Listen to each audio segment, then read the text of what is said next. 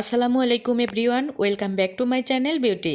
আজকে আমি আপনাদেরকে করে দেখাবো ভুনা খিচুড়ির রেসিপি। ভুনা খিচুড়ি অনেকভাবে রান্না করা যায়, তবে আজকে আমি খুব সহজভাবে আপনাদেরকে ভুনা খিচুড়িটি রান্না করে দেখাবো। আশা করছি আমার আজকের রেসিপিটিও আপনাদের কাছে খুব ভালো লাগবে। তাহলে চলুন মূল প্রস্তুত প্রণালীতে চলে যাই। আমি এখানে দিয়ে দিচ্ছি হাফ কাপের মতো সরিষার তেল, দিয়ে দিচ্ছি হাফ কাপ পেঁয়াজ কুচি,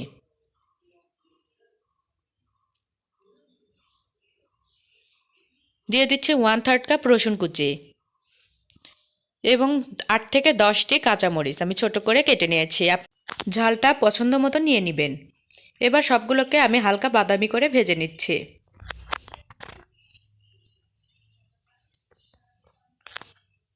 এর মধ্যে দিয়ে দিচ্ছি হাফ চা চামচ হলুদ গুঁড়ো,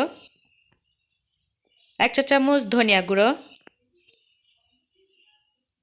আদা জিরা বাটা দিয়ে দিচ্ছি 2 টেবিল চামচ পরিমাণ,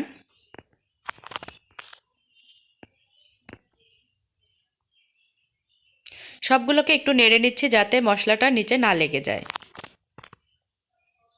দিয়ে দিচ্ছি ভাজা জিরা গুঁড়া 1 চা চামচ এবং গাজর কুচি দিয়ে দিচ্ছি হাফ কাপ। সবগুলোকে এখন আমি একটু ভেজে নিব।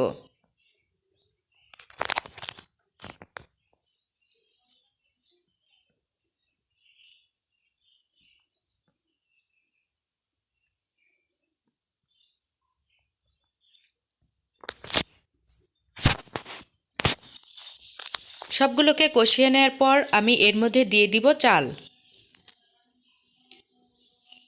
এর জন্য আমি আগে থেকে বাসমতি রাইস ভালোভাবে ধুয়ে পানিটাকে ঝরিয়ে নিয়েছি।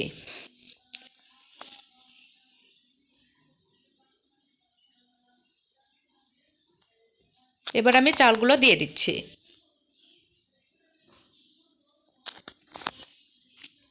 চালগুলো দেওয়ার পর আমি চাউলটাকে খুব ভালোভাবে ভেজে নিব।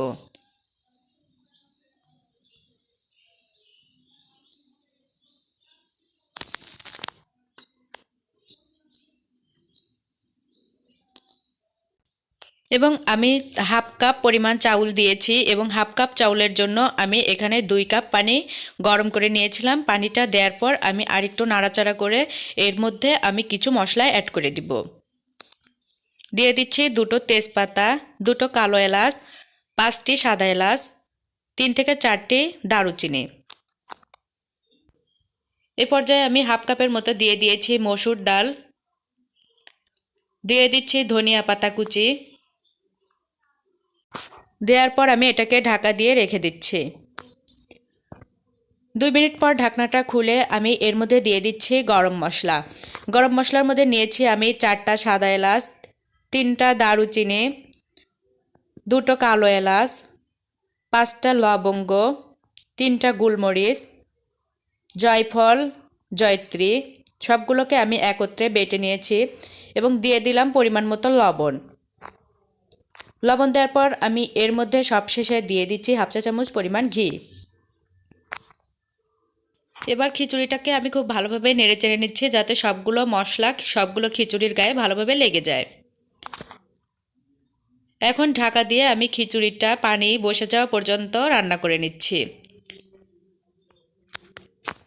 দেখুন খিচুড়িটা রান্না হয়ে গেছে। আমার আজকের রেসিপিটি যদি আপনাদের কাছে ভালো লেগে থাকে তাহলে অবশ্যই আমার চ্যানেলটিকে সাবস্ক্রাইব করবেন, লাইক কমেন্ট শেয়ার করবেন আর নতুন নতুন রেসিপি দিলে অবশ্যই আমাকে সাপোর্ট করবেন। আজকের মতো ভিডিওটি শেষ করছি। আল্লাহ হাফেজ।